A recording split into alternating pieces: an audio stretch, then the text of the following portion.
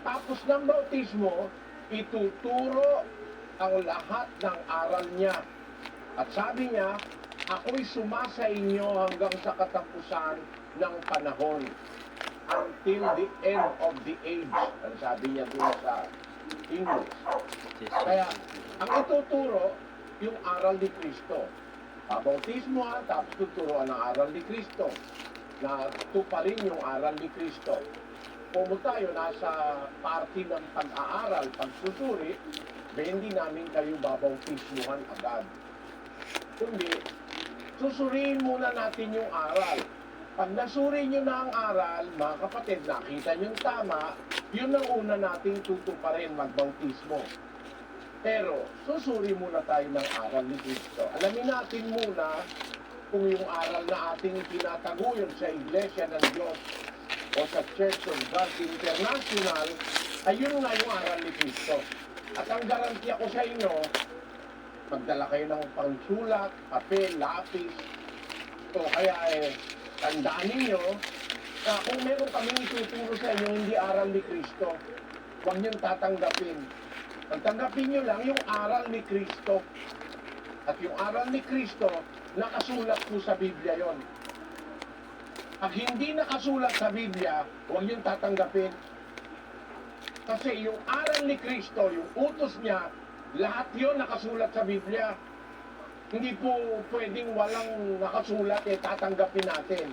14:37 ng unang Korinto, pakinggan niyo. Kung iniisip ninyo man na siya'y propeta o ayon sa Espiritu, ay kilalanin niya ang mga bagay na sa inyo'y isinusulat ko na pawang utos ng Panginoon. Ayun ang sabi ng mga apostol. Ang lahat ng sa inyo isinusulat ko, sabi ni Pablo, pawang utos ng Panginoon. Kaya yung lahat ng utos ng Panginoong Jesus, makikita natin isinulat ng mga apostol. Pagka hindi isinulat, hindi utos yun. Kasi sabi niya, liwanag ang mga bagay na sa inyo isinusulat ko, pawang utos ng Panginoon. Yung salitang pawang sa Tagalog, ang ibig sabihin nun, lahat, bawat isa na isinusulat ko, pawang utos ng Panginoon. Pagka kayo tuturuan, wala sa nakasulat, magduda na kayo agad mga kababayan. Pag wala sa nakasulat, halimbawa, bibigyan ko po kayo ng halimbawa, hindi nakasulat na ang bagong Jerusalem sa Davao. Wala yun. Hindi nakasulat na ang Diyos, yung kanyang trono, aalisin niya sa langit, dadalhin niya sa Davao. Yung trono ng Diyos, hindi po aalisin ng Diyos yung kahit kailan sa langit. Permanente ang Diyos Hindi naman siya squatter para maglipat-lipat siya ng kanyang trono, ng kanyang domain. Hindi po ito, mga kababayan, hindi po ito pang-aatake, Para lang ipakita ko sa inyo, may mga aral, wala sa Biblia, hindi tinuturo ng Biblia. Kaya, kung alin lang yung nakasulat sa Biblia, yun lang ang ating tatanggapin, yun lang ang ating sasampalatayanan. Gaya ng sinabi ng Panginoong Jesus sa mga apostol. Ituro niyo sa kanila ang lahat ng bagay na aking iniutos sa inyo at narito ako'y suma sa inyong palagi hanggang sa katapusan ng panahon. Ngayon, umpisahan natin. Ang unang aral niya, bautismo, mga kapatid.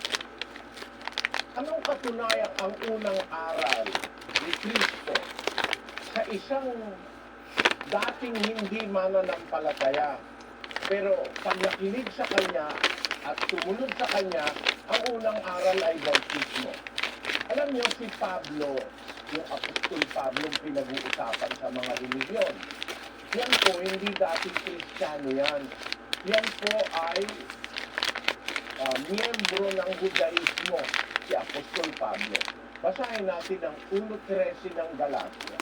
Sapagkat inyong nabalitaan ang aking pamumuhay ng nakaraang panahon sa relihiyon ng mga Hudyo, kung paanong aking pinuhusig kabalagis at nilipol ang Iglesia ng Diyos. Nung nasa panahon na siya nasa relihiyon ng mga Hudyo, ang ginagawa ni Pablo, inuusig niya yung iglesyang itinayo ni Kristo.